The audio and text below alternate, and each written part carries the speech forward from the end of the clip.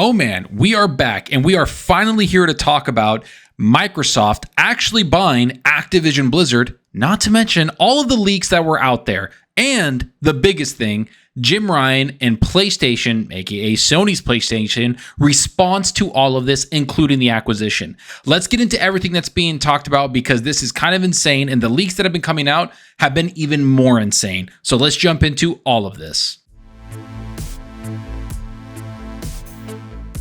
All right, so you know the drill. If you like the content, hit that subscribe button and that like button. And if you want to be notified on future videos, hit that small little bell icon. And if you want to go that extra mile to support the channel, hit that join button. All the support is greatly appreciated. All right, so I first have to say that, yes, I'm back. I haven't made a video in several months. I think it's about 2 months now, and that's because I moved into a new house. I've been very busy. I've been jumping into a lot of things, redesigning my entire game room, which one day I do hope to put on the camera and show you what that all is, and of course, getting life together with the wife. Now, I do have to say that this whole leak thing and everything that's been going on pulled me right back into wanting to make videos. Ever since the leak happened last week, I've been just itching to jump into making a video and talking about it because there is so much news out there right now, so many leaked emails, so many things about Activision, so many things about Blizzard, so many things about Bethesda, Xbox, Sony, and of course, Phil Spencer, Jim Ryan, and all the people involved, executives, going back and forth about what the industry is inside and out. This is probably the biggest inside information we've ever seen and the biggest leaks we've ever seen. But to everyone's credit, I do have to say that it's not hyperbolic. They're not going crazy. The internet isn't blowing up. Things aren't being attacked and thrown into other people's faces. I feel like people are almost a little bit shell-shocked of how big these leaks are. Yet one person that isn't is good old Jim Ryan. You know, the guy that's running PlayStation right now. Jim Ryan, the head of PlayStation, talking about Activision Blizzard and the $69 billion deal that just went through. Now, to give a little context, for years now, or for the last year and a half, I would say, Jim Ryan and Sony have been basically fighting vehemently to get this deal to be shut down. No matter what anybody says, they try to get this acquisition to be shut down. They went in front of the court, the judges, and basically pleaded their case on Sony's behalf, saying they wouldn't survive if this deal goes through. Now, I understand a lot of people have been jumping on this, and to be honest with you, I've been one of those people in this videos talking about the Activision Blizzard deal ad nauseum. And that's kind of what drew me away from actually making videos, is that I was sick of this topic. I was sick of everything. I wanted the deal to be done, and I think a lot of people in the gaming industry, including us fans, were sick of it. Yet this deal is the deal that keeps on giving because of the leaks and everything that's happened. We've seen some insight into how gaming is truly run and how cutthroat Phil Spencer and Jim Ryan are. Yet now with these other emails and these other interviews going on, Jim Ryan is talking about the $69 billion deal and Activision Blizzard joining Xbox because the CMA has basically approved it. This deal is going through. In the next couple weeks, I would assume it's going to close, and then we're going to start seeing Game Pass being pushed, Call of Duty being pushed, and of course, the integration of Activision Blizzard going to Microsoft and Xbox. And what does Jim Ryan have to say about that? Well, he did get a question asking if they even targeted Activision. Here's what's said in one of the interviews. Did you look at Activision as a target? Was it too big of a buy? And this is what Jim Ryan said in his answer. We know Activision extremely well. They are probably one of our principal partners. In terms of development of Sony's capital, when you look at $69 billion for Activision compared to $3.6 billion for Bungie, we believe that Bungie can give us way more than a $69 billion acquisition of Activision. And that's before considering the relative value of that particular transaction.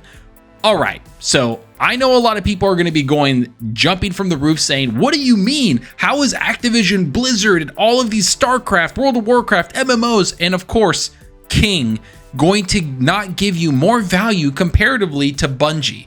Now, I know people are thinking that he's saying that Bungie's outweighing Activision Blizzard, and that's not what I think he's saying here. I'm going to kind of give Jim Ryan devil's advocate a little bit. I'm going to say what he's saying is that they didn't have the money. Basically, they didn't have $69 billion to buy Activision Blizzard, and that over time, they need to make up that $69 billion acquisition, because the only way Sony would have gotten that is by taking loans and then having to pay those loans back with interest and then having to pay that money forward and then make it over time. What he's saying is that if they got this, it would have taken them several years to make up that $69 billion acquisition, if not 10 years or 20 years. It would have taken them a very long time as Sony, a company who doesn't make a lot of money. And I'm not talking like billions, I'm talking what Microsoft makes, which is in the trillions. I'm saying they didn't make that type of money, and it would have taken them a long time to make it up. He's not saying Bungie is better than all of Activision, Blizzard, and King. No, he's just saying for their capital, aka what they have in their coffers or what they have saved up, they wouldn't be able to do it because of the interest they would have to pay on those loans that they would have gotten for it. That's what I'm getting from all this. Now, I could be wrong, and he's saying that Bungie is better. And we already know Bungie has been headfirst jumping into a lot of the games that Sony has been making, especially the multiplayer games. We know that they basically pushed back Factions, you know, that big multiplayer game from The Last of Us 2 that should have been there with the game, but instead they wanted to make a whole new AAA game with it and charge you $70 with it, even though the first game already had the multiplayer with it. Yeah, that game. They basically went back and said, this isn't good. And they told Naughty Dog, basically the pinnacle next to Sony Santa Monica of what Sony does, that it's not good enough. Bungie is going to be flexible across all of Sony Interactive Entertainment. They're going to be everywhere. They're going to be talking about the multiplayer games. They're going to be talking to their studios, their developers, how to make games that are good for games as a service. Because for years, what we said about Sony is that they didn't have any games as a service games. They didn't have a lot of multiplayer games. And if after the last show, which was back in May or June, I believe, for Sony, we saw that they went deep into multiplayer games to the point where a lot of people were really annoyed. The only real single player game they really showed out there that is first party exclusive is Spider-Man. I'm sure there's another one I might have forgot, but mostly it was about Marathon with Bungie and a bunch of other games like Helldivers and other games that they've talked about, but they're all multiplayer focus and games as a service focus. But I want to go back to the deal, because this question also brings up a lot of the things that we talked about with leaks, which is Jim Ryan basically lying about what the Activision Blizzard deal means. Here's what's said in a question at this interview. Question: PlayStation is very important to Activision. In the next decade, is Microsoft going to turn off their supply of games to you? His answer was, I honestly believe that will not happen. We continue to talk with Activision. I talk with Phil Spencer at Microsoft.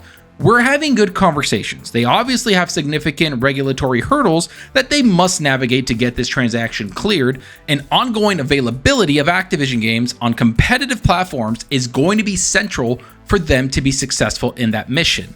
This spells a completely different story than what Jim Ryan was saying for months as the deal was trying to go through with the FTC, the CMA, and the EU. He was jumping from the rooftops screaming, talking about that they're not going to survive if Microsoft gets this acquisition. They're not going to go anywhere, and Call of Duty is detrimental to Sony, and if they don't get Call of Duty, they're going to fail as a platform, and that's anti-competitive to gaming, even though Sony is one of the biggest, if not the biggest, most profitable companies in the gaming sphere next to Nintendo, and third place next to Xbox. And that is what I find kind of weird. He's complimenting Bungie and saying that the Activision Blizzard deal wouldn't be that big and that Bungie's better for them per capita and all the money and blah, blah, blah. And then he's talking about how it's going to kill Sony and it's a big deal. It's just, I feel like Jim is all over the place. One, it's Bungie's better and that per capita would have been better for them. And, you know, Call of Duty is going to destroy Sony. And, you know, no, actually it's not. I'm actually having good conversations with Phil Spencer at Microsoft. And that, you know, I think Activision games are going to be great and central for them to be successful on our platform and their mission. I don't understand where he's going. I'm not going to even sugarcoat it. Nobody does. I think that Jim Ryan's just talking to talk at this point. I think the best thing that Jim Ryan should do is, like he says in his videos during their big press conferences, I'm not going to talk much. I'm going to let the games talk for us. He needs to start doing that.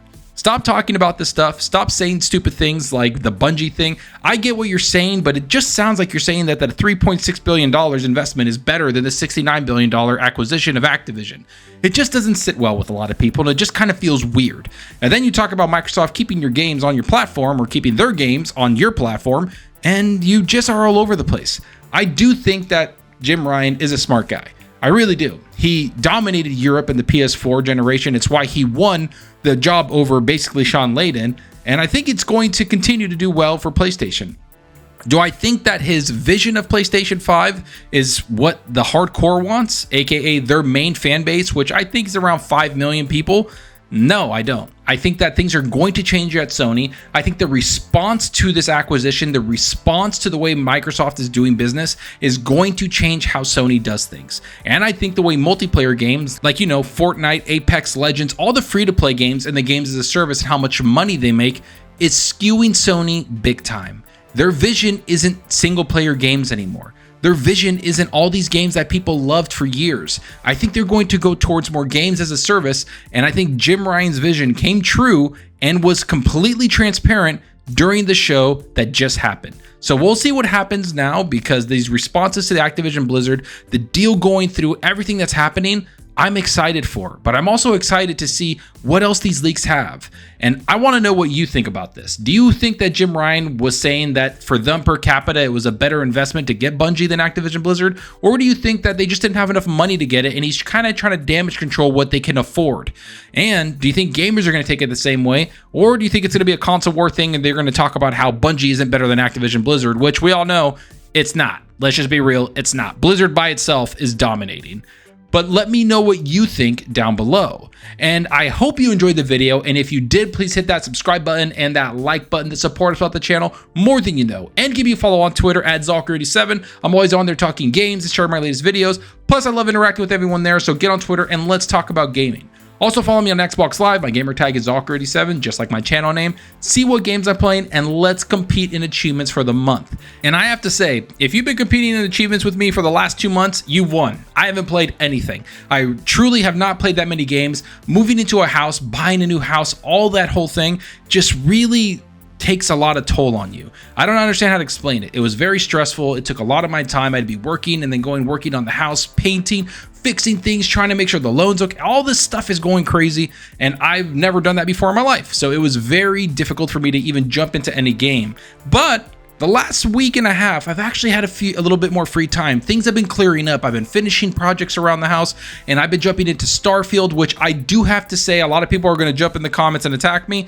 It's not grabbing me like I thought it would. I'm looking forward more to playing like Liza P that just dropped into Game Pass. I'm looking forward to playing more of Jedi Survivor, which got their big patch, and I can finally play that game at a solid frame rate without stutters. Those games and games that came out that I didn't get to jump into, including Baldur's Gate 3, are what's grabbing me. I'm almost willing to wait for Starfield to get a few patches, get a couple more things, and I know it's really polished, but I kind of feel like playing other games like Jedi Survivor and all these other things, and even just sitting there playing it on my console on the couch just sounds a lot more appealing. But let me know what you're playing, because I want to know what everybody's playing. I haven't talked to you guys in so long. I want to see you all in the comment section telling me all the games you've been jumping into. And of course, I want to start making more videos for you so we can start talking about this content, because this is kind of a release for me. I love doing this. It brings out the artistic side of me where I get to talk about this gaming thing, think about it a little bit more, and then edit this video. I'm not a big editor where I make these 17-hour edited videos, but I just come on here. I love talking about them, and I edit the videos the best I can.